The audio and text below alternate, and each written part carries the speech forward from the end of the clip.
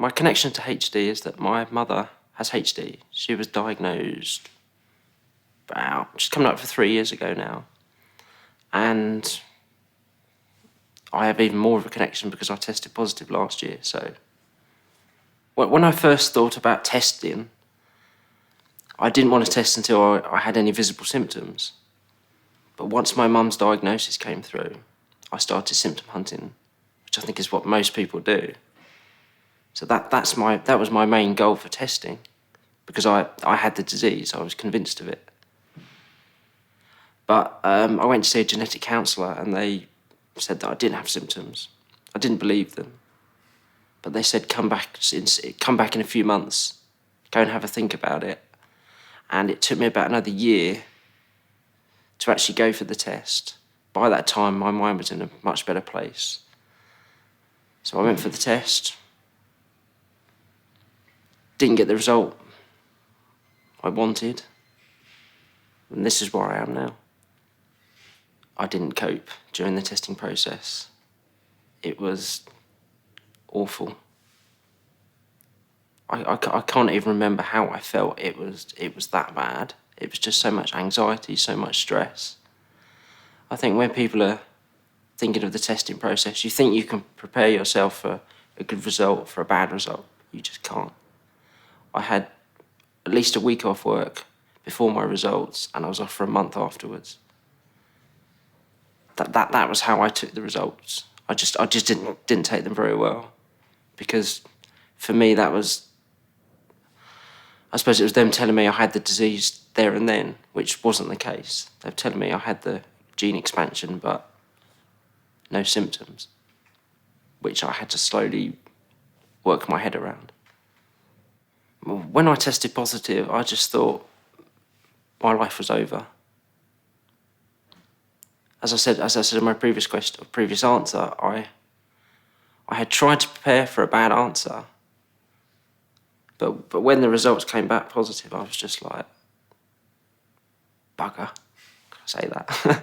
I just thought, oh no, because I was just so hoping for a negative result, but it wasn't the case, and I think I don't think I'm still there yet. I'm getting there, but I think sometimes I still wake up and, oh, I tested positive. Sometimes forget. But so since I got my results, I'm going to use the cliche of it's been a roller coaster. Some days I'm fine, some weeks I'm fine, and then I'm not. I get very anxious, very angry. I get angry with my mum for giving me this awful gene, but then it's not her fault. And I think I'm trying to turn that anger into something positive, because being angry, what's it going to achieve? It's going to achieve nothing for me, which is why I'm here, which is why I go to youth conferences, which is why I go to World Congress. So this meeting, I just want to be involved as much as I can for my own sake, for my mother's sake, for my younger siblings. And if I can make any difference, I want to. Because burying my head in the sand, where is it going to get me? Nowhere. When I first tested positive, I think it demotivated me. All my life plans went out the window. I couldn't look beyond a year or two, even though that's quite unrealistic, because I could be 10, 15 years from onset. But I think now, after the dust has settled after a few months, I'm willing to get involved in more things, into research, into helping other people that are affected by HD, however that may be. And I think that's just where I want my motivation to go. It's just to helping others, which I hope will help myself. I guess like anyone with the HDG, my hopes and goals for the future are that there are treatments out there, hopefully for people that have the disease now, and for people that are symptom-free, and then also for people that are much younger, yet to test, yet to find out about HD.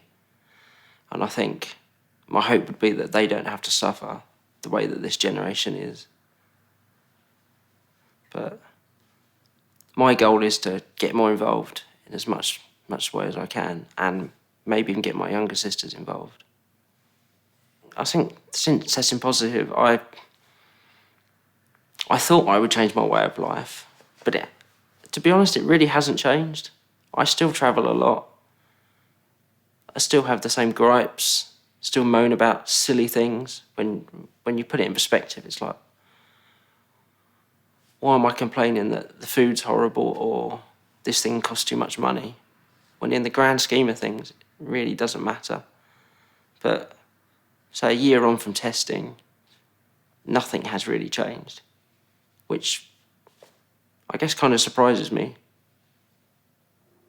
But you go in for all these, when you go for the testing, they say you need to have a plan for testing negative, a plan for testing positive.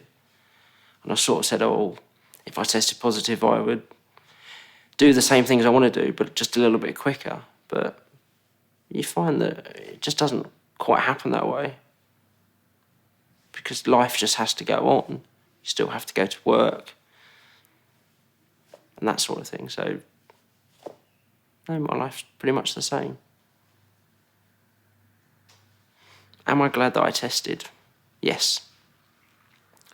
Before the test result, or before I went for testing, so I was convinced I had the gene. Totally convinced. And other people were like, you can't know, you don't have symptoms. And there are other personal things in my life that I won't go into now, but I just wanted to have control, and I just didn't want to be thinking, have I got it, have I not, haven't I got it, have I got it, haven't I got it? And maybe not doing things that I should have done 10 years ago, I could do them now. And it just gives me that extra, I suppose, opportunity to do things that I might not plan to do. I can get involved with research. I can maybe take some supplements that may or may not slow down onset. So it just puts me back in control of my life.